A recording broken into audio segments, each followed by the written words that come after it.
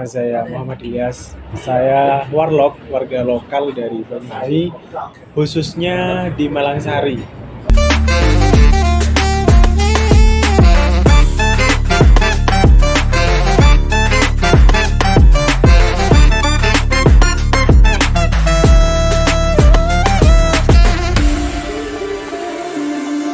Dari situ memang presiden pertama yang ke Banyuwangi. Dan dia adalah pencetus, bapak pencetus di daerah Besuki yang mencetuskan bahwa daerah Banyuwangi ini memang cocok dengan tanaman kopi daripada tanaman coklat, terus tanaman teh. Nah, seperti itu. Dari status tanah yang luar biasa. Bahkan dulu beliau itu bawa berbagai macam bibit, Arabica, Robusta, dan berbagai macam modelnya. Nah, setelah dia di Besuki, khususnya di Banyuwangi, nah, perkembangan kopi ini semakin melejit di tahun itu. Setelah penanaman 1788 dia datang, penanaman itu banyak perkembangan kopi dan sistem tanam paksa yang luar biasa dari Clemendaris kepada penduduk-penduduk di Banyuwangi. Jadi penduduk di Banyuwangi mewajibkan seluruh lahan-lahannya ditanami pohon kopi, tapi dalam hal ini masih Arabica. Nah, masih Arabica. Sedangkan tanah di Banyuwangi itu tidak cocok dengan lahan Arabica. Nah, sehingga pada waktu itu ya mungkin 5 tahun setelahnya masal kembali Robusta. Nah, ternyata kok cocok. Nah, karena kecocokan ini, beliau pada tahun 1880-an menyetuskan bahwa untuk semakin memperlebar daerah penanaman kopi ini ke daerah ke selatan. Karena pada waktu itu memang daerah selatan masih hutan ya Mbak ya, masih belum hutan produksi. Nah, setelah pencetusan Clemendaris bahwa tahun 1880-an untuk perluasan kembali lahan pohon kopi, baru nanti penanaman massal yang luar biasa dari para dedengkok Belanda ini. Semakin memaksa, bahkan tragedi ini adalah tragedi yang memicu terjadinya Perang Bayu. Perang Bayu ini ada di daerah selatan, Mbak, di daerah utara, Songgon. Songgon ini kaya dengan kopinya, kopi Robusta, luar biasa kopi Robusta di daerah Songgon. Dan daerah Bayu itu adalah tempat petilasan pertama Prabu Tawang Haluan. Bahkan terjadinya peperangan hebat di Banyuwangi itu di daerah Bayu. Dan peperangan hebat itu terjadi. Kenapa? Karena Belanda sudah siap. Siapnya Belanda itu dari apa? Belanda sudah mempersiapkan sistem ekonomi yang luar biasa di daerah Glenmore sama Kalibaru. Sehingga sebelum itu Belanda agak berani, Mbak. Menyentuh daerah Bayu karena memang luar biasa masyarakatnya. Juga terjadi proses pembangunan terowongan kereta api di 1901. Itu membuktikan bahwa sebelum itu memang terjadi ekskavasi besar-besaran dan produksi besar-besaran kopi Robusta di Malangsari khususnya. Nah, setelah sistem perekonomian Belanda ini luar biasa di daerah Glenmore sama daerah Kalibaru, terutamanya kopi, mereka berani mencetuskan untuk Perang Bayu. Perang Bayu sebelumnya mereka agak berani. Nah, sehingga terjadilah Perang Bayu yang luar biasa.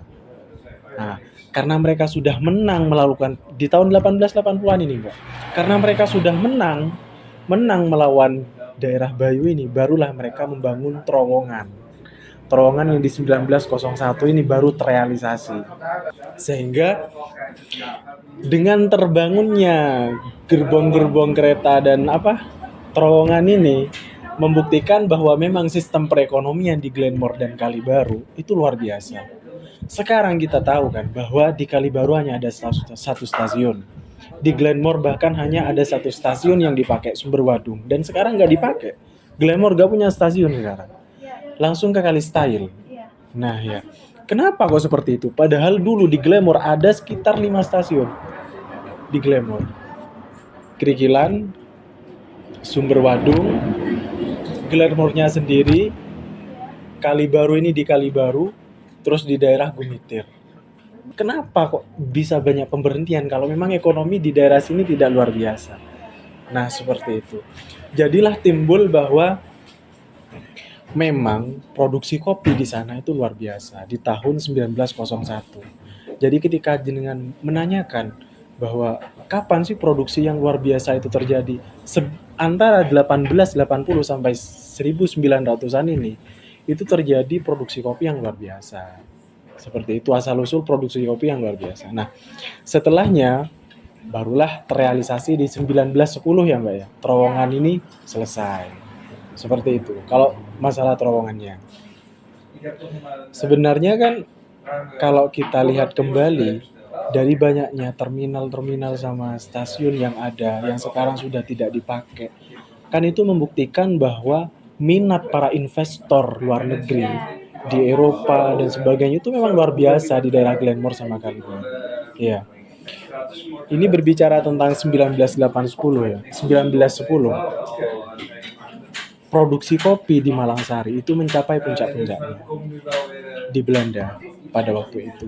Sehingga banyak menimbulkan tragedi dan pertumpahan darah yang luar biasa antara masyarakat lokal. Karena memang mereka merasa bahwa ini lahan saya yang luar biasa, kenapa harus diambil sama Belanda seperti itu. Setelah kemerdekaan 1945, itu di Malangsari memang pabriknya sudah luar biasa, sudah terbangun kokoh dan megah. Dan itu berproses. Bahkan ada kan dokumentasi di bongnya itu tertulis 1928. Padahal sebelum 1928 produksi kopi yang secara tradisional itu jauh lebih maksimal daripada setelah pabrik ini berdiri. Seperti itu. Di sebelum 1928 produksi kopinya itu sudah luar biasa sudah. Tapi masih pakai manual. Dan setelah kemerdekaan kan pemerintah mencetuskan untuk nasionalisasi seluruh perusahaan swasta yang dinaungi oleh kolonial, kolonial khususnya. Setelah dinasionalisasi pada tahun 1960-an antara 1950 sampai 1960-an itu yang sebelumnya swasta dijadikan PTPN 12. Nah, PTPN 12. Kalau di plangnya itu 1975. Peresmiannya. Ya, 1975. Tapi sebelum itu di 1950 itu sudah dinasionalisasi sebenarnya. Jadi seperti itu. Nah, kalau berbicara tentang produksi kopi yang luar biasa setelah nasionalisasi itu terjadi di tahun 1980-an. Ya Mbak, di sana luar biasa. Pesta pora rakyat Malangsari ada di sana. Bahkan dulu bukan hanya sebenarnya Malangsari ini apa sih? Dari mana sih sebenarnya kan Malangsari? Malangsari itu aslinya adalah orang Malang, Singosari. Jadi Malangsari itu disingkat dari orang Malang, Singosari. Seperti itu. Jadi terbentuklah yang namanya Malangsari karena memang penduduk mayoritas ketika itu orang Malang dari Singosari. Nah, setelah mereka tahu bahwa ternyata produksi kopi luar biasa, banyak orang yang hijrah hijrah ke Malangsari ya, pindah.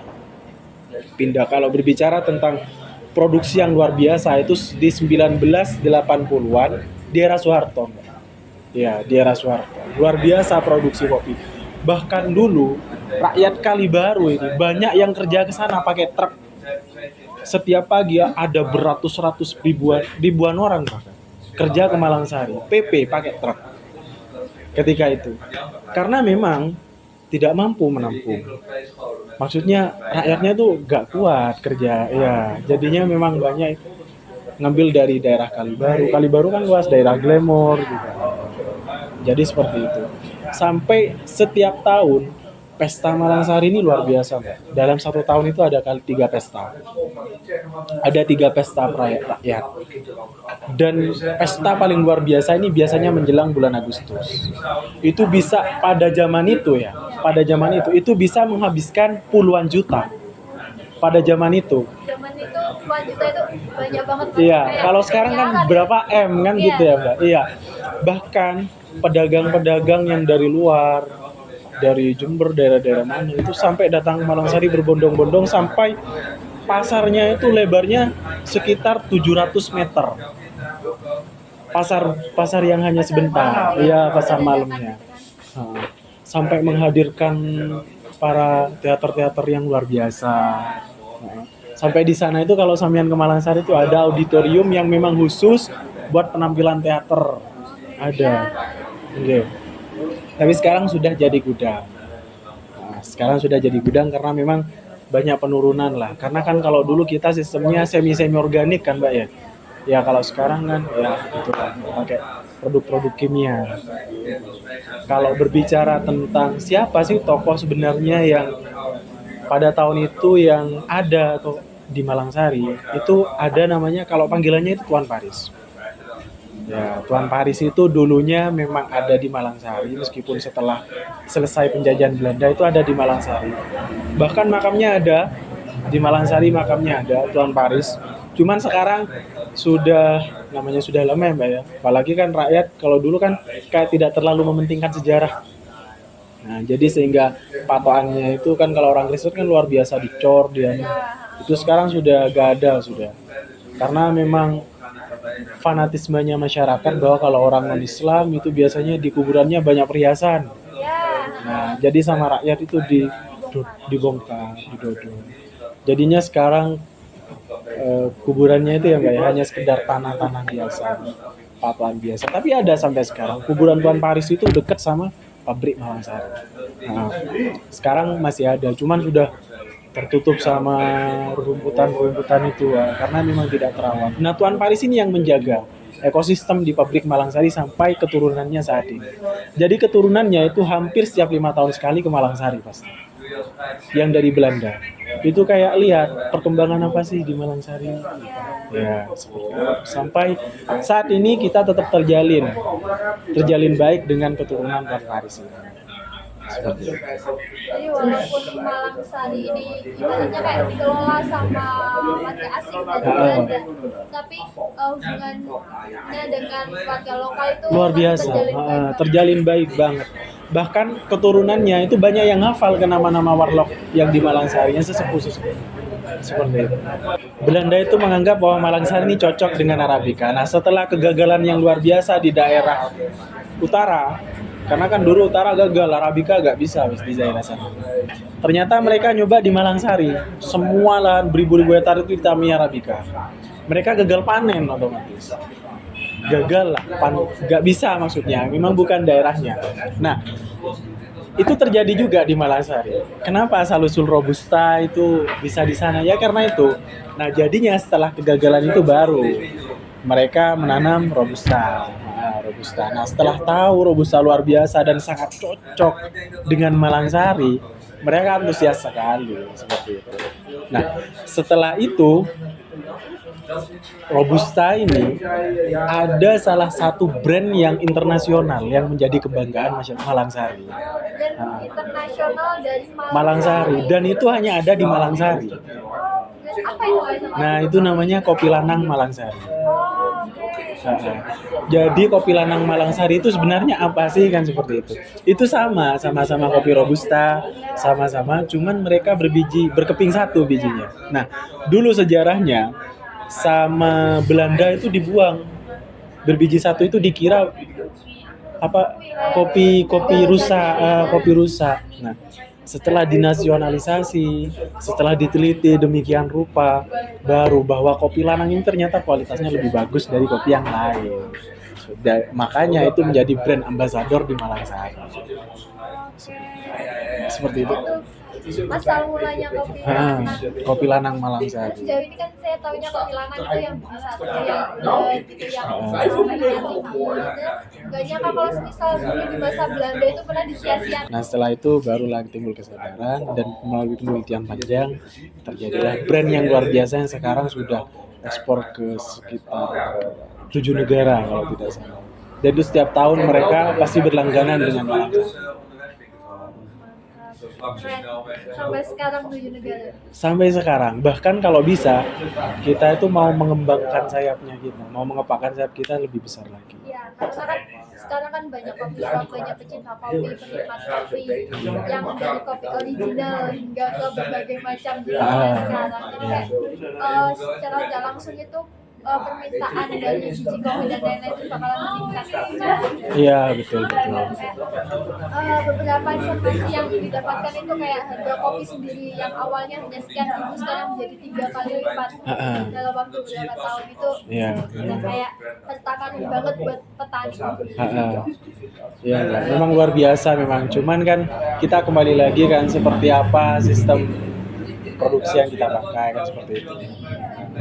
Cuman memang kalau berbicara tentang brand Marangsari itu memang selalu seperti itu dan tidak akan pernah ada yang menyaingi.